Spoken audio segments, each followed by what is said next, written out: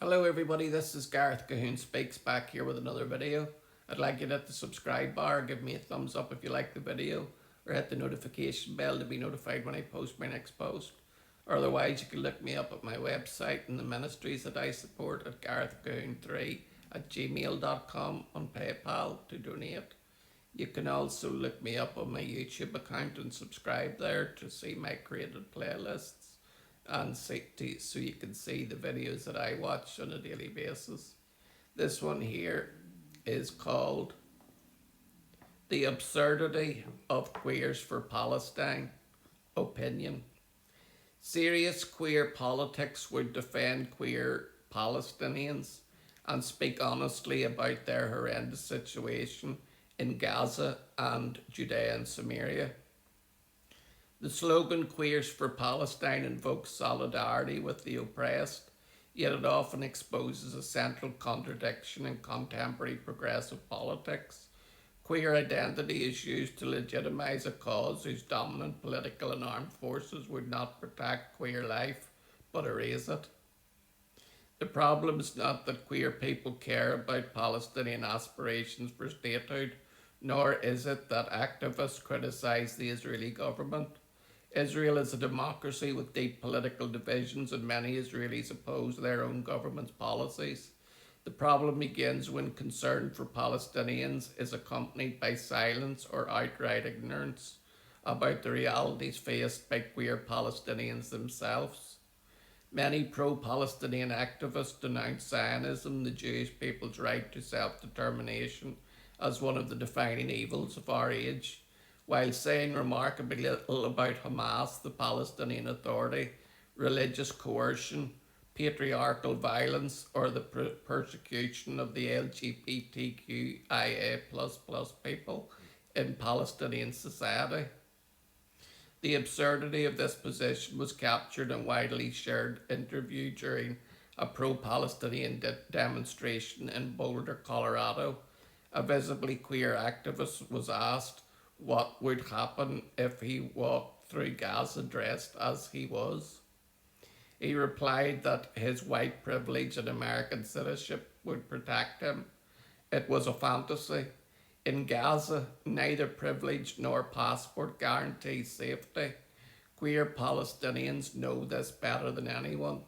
The contradiction is even sharper among queer activists with roots in the Middle East who enjoy freedoms in Berlin, Amsterdam, or New York that are denied across much of the region. The freedom to live openly, organise, publish, and protest. Yet some use those freedoms not to defend universal queer rights, but to demonise the one country in the Middle East where queer public life exists openly on a large scale. This double standard is often expressed through accusations of pinkwashing, the claim that Israel promotes LGBTQIA rights to distract from its treatment of the Palestinians. But this is largely a straw man argument. Serious defenders of Israel do not argue that gay rights justify Israel's security policies. Debates about the conflict are based on security law and competing national claims, not on Tel Aviv's LGBTQIA friends clubs or the absence of comparable queer public life in Ramallah. No one claims that same-sex parenthood cancels out security-based checkpoints. The criticism of alleged pinkwashing pretends to expose propaganda, but often functions as propaganda itself. What it cannot erase is the reality of flourishing queer life in Israel. That reality complicates the anti-Israel narrative because it highlights an uncomfortable fact. The freedoms that make queer life possible in Tel Aviv are precisely the freedoms denied by many of the movements romanticised by activists. This year's Tel Aviv Pride Parade made the contrast impossible to miss. On June 12th, more than 100,000 people filled the streets of the city's first Pride Parade since the October 7th massacre. Even as missiles from Iran and Yemen had sent Israelis into bomb shelters only days earlier, Tel Aviv still turned its streets into a public celebration of freedom, openness, and belonging. In Gaza, by contrast, the parade would likely be crushed before it began.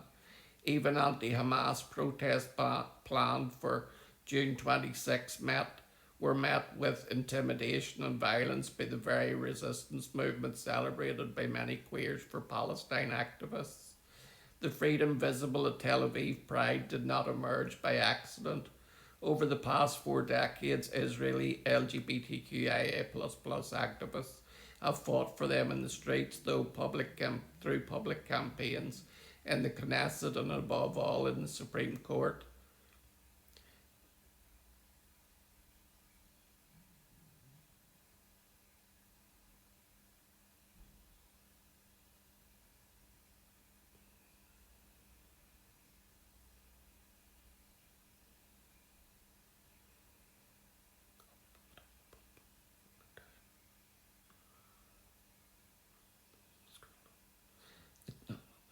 To challenge religious parties, conservatives, politicians, and deep social prejudice.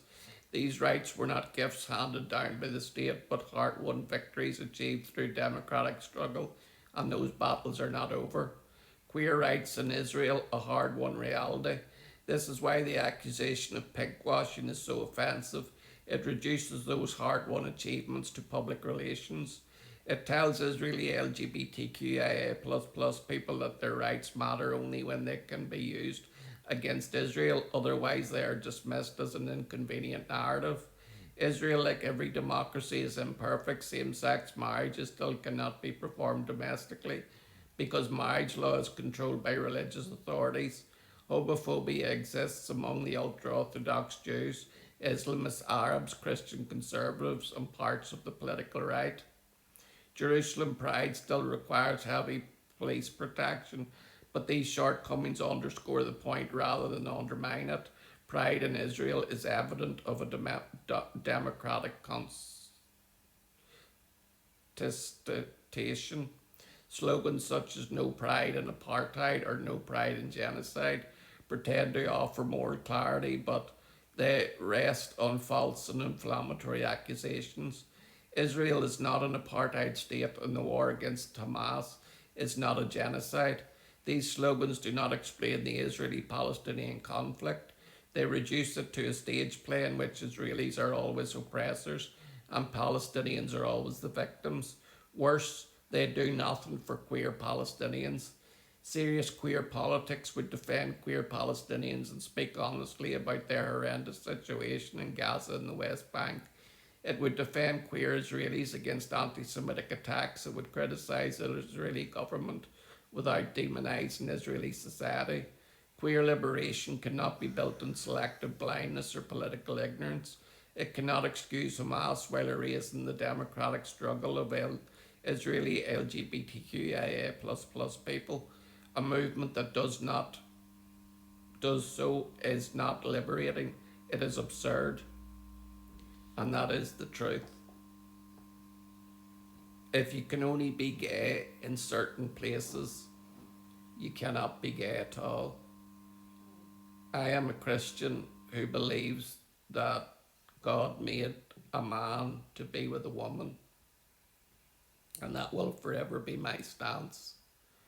But the fact that queer Israelis cannot be queer enough because they live in a place where there's genocide, or so they call genocide, is what this post calls absurd. Shalom, Maranatha, and Hallelujah. And what about the inclusivity? There is none here. Shalom.